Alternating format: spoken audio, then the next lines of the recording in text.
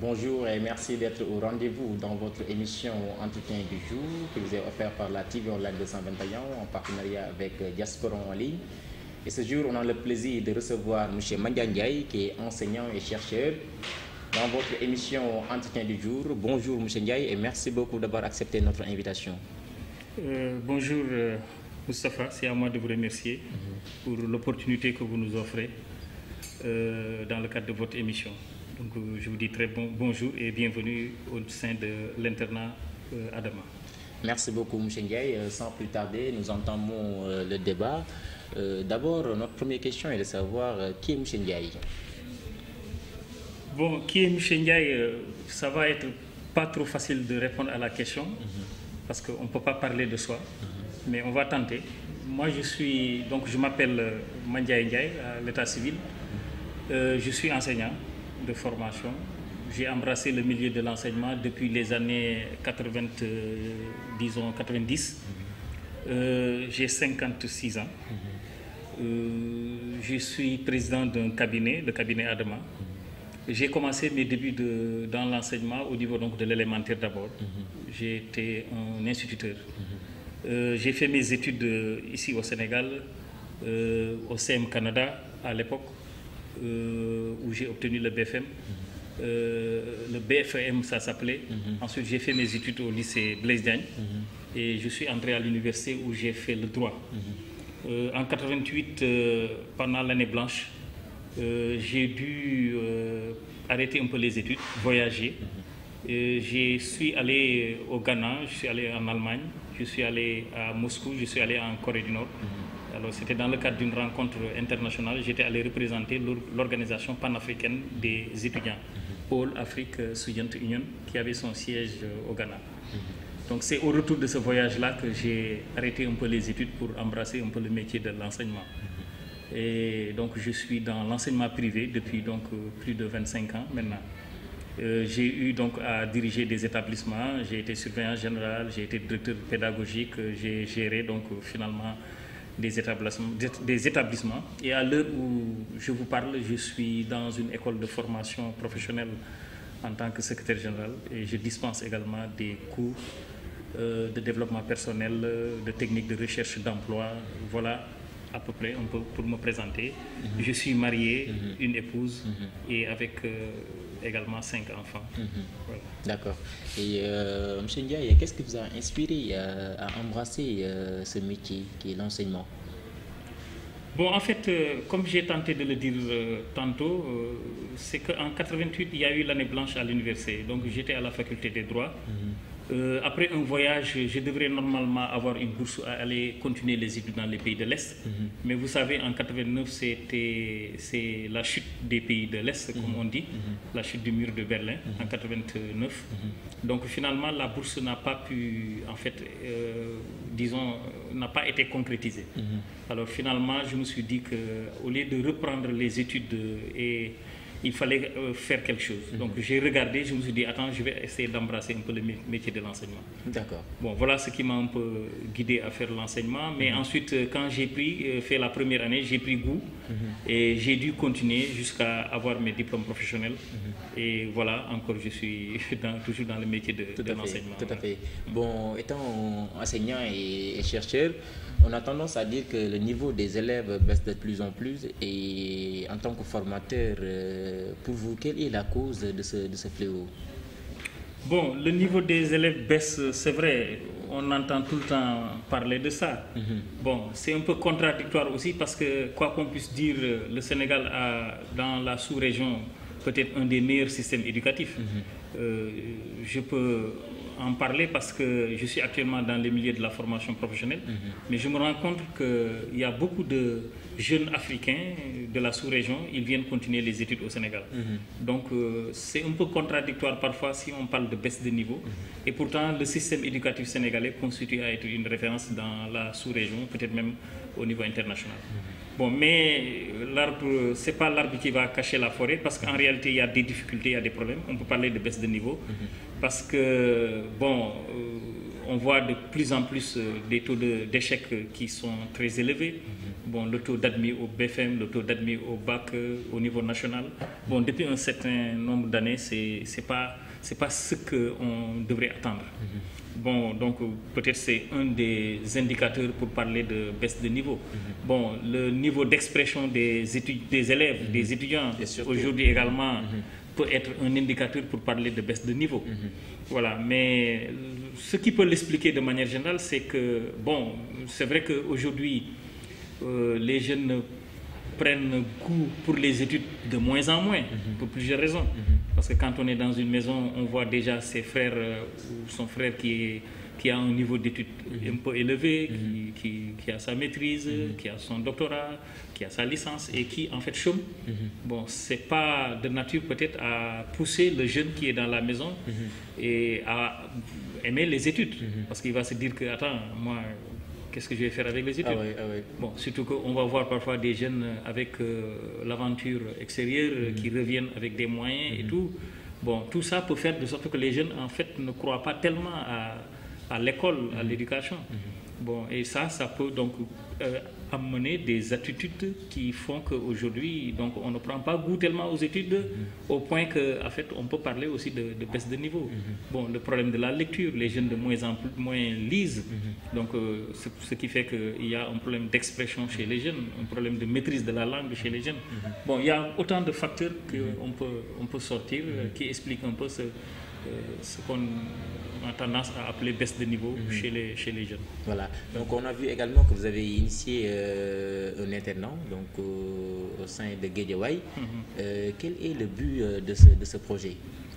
Bon, en fait, l'internat, j'ai commencé à avoir je ne vais pas dire une grande expérience, une petite expérience ou une expérience moyenne dans ce domaine parce que j'ai commencé l'internat en 2004 quand j'étais d'abord au groupe scolaire Le Baobab où donc le directeur de l'institution avait voulu mettre en place un internat et m'avait confié ce projet. Donc j'ai conduit pendant 3 ans ici même à Guédiawaye dans Figmit, un peu à côté, et ensuite 3 autres années au niveau de Gadaye.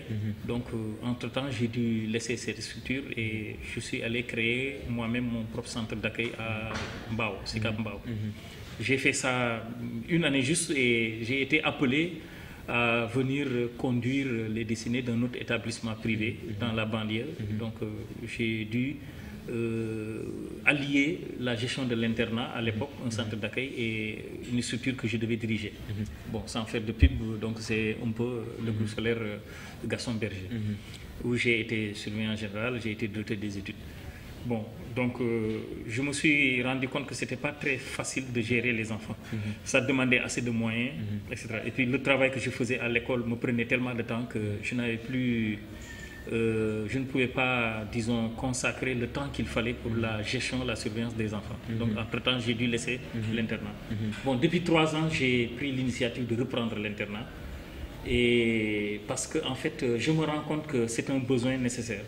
Parce qu'il y a beaucoup de parents qui sont à l'extérieur, qui parfois laissent leurs enfants ici et ils n'ont pas satisfaction quant à l'encadrement de ces enfants. Donc, vous savez, aujourd'hui, la vie est tellement difficile, la conjoncture est très difficile, au point que les gens, aujourd'hui, déjà ont des problèmes pour gérer leur propre famille. S'il faut y ajouter des enfants d'autrui, souvent c'est très compliqué. Bon, donc, quand j'ai observé tout ça, je me suis dit que le besoin est là et la solution, en tout cas l'apport qu'on peut faire dans le système éducatif, c'est pas tout simplement de créer un établissement, c'est pas seulement ça. Il y a d'autres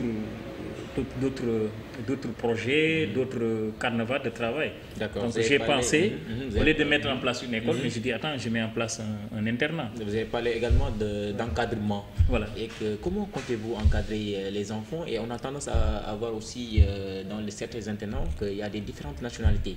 Est-ce que c'est le cas pour vous? Et comment comptez-vous encadrer ces enfants? Bon, en fait, c'est vrai, là, j'ai la chance d'avoir cette année-ci 5 filles, 6 garçons, qui sont des pensionnaires, qui font le pensionnat plein, et quelques autres qui sont en demi-pensionnat, donc qui passent la journée, mais qui ne dorment pas ici. Bon, comment nous faisons? Bon, nous avons un maître d'internat, nous avons une équipe qui s'occupe de la restauration, il y a une restauratrice, il y a une femme de charge qui s'occupe donc du nettoyage. Bon, nous avons une gouvernante qui est là également, qui est éducatrice du préscolaire, qui le matin va travailler pour les tout petits au niveau du préscolaire et à la descente vient jouer son rôle de gouvernante de la structure.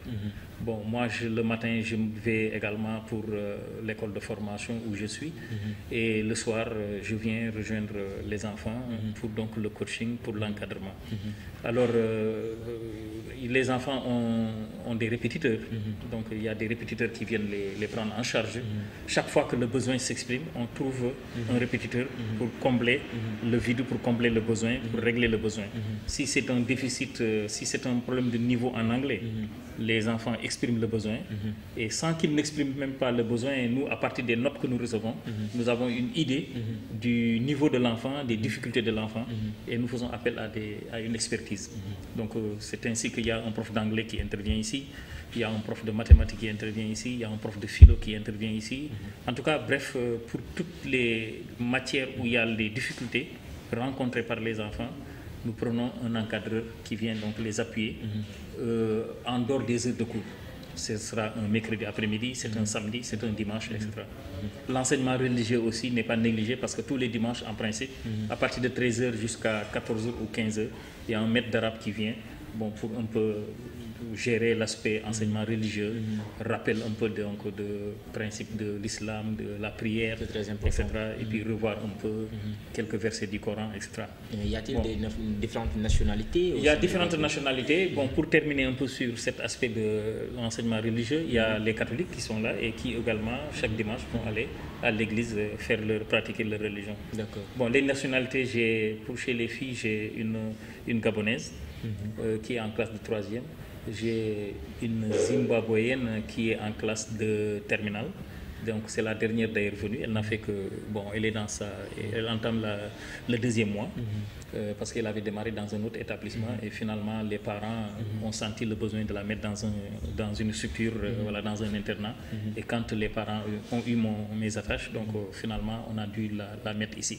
C'était pas très évident, très compliqué parce qu'il y avait tout un tas de procédures à engager pour transférer le dossier de candidature d'un établissement à un autre établissement et puis même changer de série parce qu'en fait quand on a regardé son dossier, on s'est rendu compte que pour faire la série S, c'était un peu délicat pour cette fille. On a proposé aux parents de l'amener à la série L2. Donc il y avait tout un tas de procédures. Bon, vous me demandez donc les nationalités. Je disais donc qu'il y a donc ça. Il y a également un Mauritanien qui est là. Il y a un jeune Français qui est là. Lui aussi, il fait partie des derniers à venir. Donc, il a la nationalité française, il a des parents africains, mais ses parents sont en Europe. Et le reste, c'est des Sénégalais. D'accord. Voilà. Bon, parmi tant de nationalités qui trouvent là-dessus, est-ce que vous rencontrez parfois des problèmes avec cette formation? Bon, j'avoue que je ne rencontre pas de problème. Bon, c'est un peu prétentieux peut-être de le dire, mais je le dis en toute honnêteté parce que depuis 2004, j'ai commencé à gérer un internat. Et bon, on a du succès parce qu'en fait, moi je suis à l'aise, je suis content que chaque fois qu'on me dit que tel enfant ne peut pas réussir. Voilà, c'est un challenge, c'est un défi. Parce que la valeur de l'éducation, la valeur d'un professionnel de l'éducation, c'est pas d'avoir de bons produits. Parce que si on a de bons produits, qu'est-ce qu'on en fait? Donc la valeur de l'éducateur, c'est d'avoir, entre guillemets, de mauvais produits. Donc des enfants qui posent problème d'éducation, et vous les prenez et vous les amenez vers le succès. Donc c'est ce que nous faisons. Et j'ai des exemples patents, voilà, des enfants, pour qui, par exemple, il y avait complètement déception, on pensait que l'enfant ne va plus réussir les études, on le qualifie de bandit, on le qualifie de ceci, de cela, mais nous prenons l'enfant, nous changeons et nous faisons de sorte que l'enfant croit aux études et le succès après est là. Tout à fait. Voilà, nous en avons, je peux citer des exemples très concrets. On a eu un enfant qui a fait 3 ans avec nous. Il vient d'un très grand établissement, il a fréquenté de très grands établissements, mais il avait un problème pour vraiment intégrer les écoles où il était. Mais il y a 3 ans, au mois de mars, le parent me parle de son cas et avait même souhaité l'amener dans un dara, dans les villages, des trucs comme ça. Quand on a échangé, il nous a amené l'enfant, mais au 2e semestre, l'enfant qui venant de son établissement d'origine avec une moyenne de 9 sur 20. Et puis 52e sur 53 en mathématiques. Il vient chez nous, je l'amène à l'école, au collège, il fait la 5e pour terminer l'année, mais il avait eu une moyenne de 11 sur 20 au deuxième semestre. Mais l'année suivante, il passe en 4e, il est premier de sa classe avec une moyenne de 15,18 sur 20. Et en mathématiques, où il était 52e sur 53, il est maintenant premier de sa classe. Et cet élève-là, on l'a présenté au BFM l'année dernière et c'est un garçon qui a réussi au BFM. Aujourd'hui, il est en train de faire la seconde, donc il n'a même pas fait la 3e. Et en seconde, ça va, ça se passe très bien. Bon, même s'il a quelques difficultés dans les matières scientifiques, mais c'est un garçon qui, en tout cas, travaille bien. Donc, c'est des exemples comme ça que nous avons. Bon, nous en avons beaucoup de cas. Des enfants, souvent, qu'on pense voués, destinés à l'échec, que nous mettons également entre-temps sur le bon chemin. Parce qu'en réalité, on s'est rendu compte qu'en fait, ils sont tous intelligents, ces enfants. Tout à fait. Voilà. Et j'ai l'habitude de dire que l'échec d'un enfant, c'est pas en réalité l'enfant. L'échec de l'enfant, c'est l'échec du parent, c'est l'échec de l'encadreur, c'est l'échec de la société. Parce qu'ils sont tous intelligents, les enfants. Tout à fait. Voilà donc un peu notre philosophie. Et c'est dans ce cadre que, donc, nous avons, un cabinet. Et le cabinet s'appelle Adama. Bon, Adama, c'est pour faire référence à la première créature humaine. Parce que nous partons toujours, du principe qu'un individu, il naît bon. Dieu n'a pas créé un individu mauvais. L'individu naît bon. Alors, la première créature humaine, c'est Adama. Donc, nous partons de ce principe-là, de cette philosophie-là, que l'individu n'est bon. Si entre-temps l'individu est jugé négatif, mauvais, fumeur de chanvre indien, drogué, etc., jusqu'à être rejeté par la société, c'est pas de sa faute. Tout à fait. C'est parce que l'éducation n'a pas suivi, le parent n'a pas joué son rôle, l'enseignant n'a pas joué son rôle, la société n'a pas joué son rôle. Donc nous récupérons ces enfants-là et nous les mettons sur le bon chemin. C'est un peu ça, un peu la philosophie du cabinet. Et en fait, Adama, c'est pour également dire, aider à devenir par l'action et la motivation active. C'est important. Parce qu'en fait, c'est un peu ça la définition de l'éducation. C'est important. Voilà. Parce qu'aujourd'hui, si vous demandez à quelqu'un, éduquer c'est quoi? Bon, si la personne vous dit que éduquer c'est transmettre le savoir, alors dites-vous tout de suite que la personne passe à côté. On ne transmet plus le savoir. Le savoir est à la portée de tout le monde. Éduquer c'est quoi? C'est aider à devenir. Aider à devenir. Voilà. Alors nous pouvons aider à devenir parce que nous sommes devenus. Nous sommes des adultes, on est devenus. Voilà pourquoi nous aidons les enfants à devenir. C'est important. Voilà. Mais ce n'est plus transmettre le savoir. C'est important. Alors, chers internautes, nous vous rappelons que vous êtes toujours dans votre émission Entretien du jour. Et ce jour, on a le plaisir de recevoir M. Mandiaye Ndiaye, qui est enseignant et chercheur et aussi formateur dans un internat ici au sein de Guédiawaye. M. Ndiaye, on est en termes de l'émission. Si vous en avez un conseil pour les jeunes, donc quel serait le conseil? En fait, le conseil serait très simple. Et naturellement, si je dis ce conseil, on va se dire que c'est tout à fait normal. Le seul conseil, c'est qu'il faut s'éduquer. Il faut apprendre, il faut s'instruire. Voilà. Parce qu'on est dans un monde où, de plus en plus, contre que ceux qui ont le savoir. Donc il faut chercher le savoir. Il faut chercher le savoir. Il faut chercher le savoir. Donc j'invite les jeunes à chercher le savoir. Aujourd'hui, il y a toutes les facilités qu'il faut pour chercher le savoir. L'Internet est là, la mondialisation est là. Donc il faut chercher le savoir. C'est en ayant le savoir qu'on peut être, disons, indépendant, qu'on peut être libre dans la société. Donc le message que je lance aux jeunes, c'est quoi? Il faut se former. Il faut se former. Il faut se former, il faut aller vers la formation, il faut chercher le savoir, il faut aller cueillir le savoir et à tout prix, il faut avoir ce savoir. C'est important. Alors, merci beaucoup. Nous vous donnons rendez-vous la semaine prochaine, Inch'Allah. Merci beaucoup, M. Ndiaye. C'est moi qui vous remercie. C'était un immense plaisir. Merci.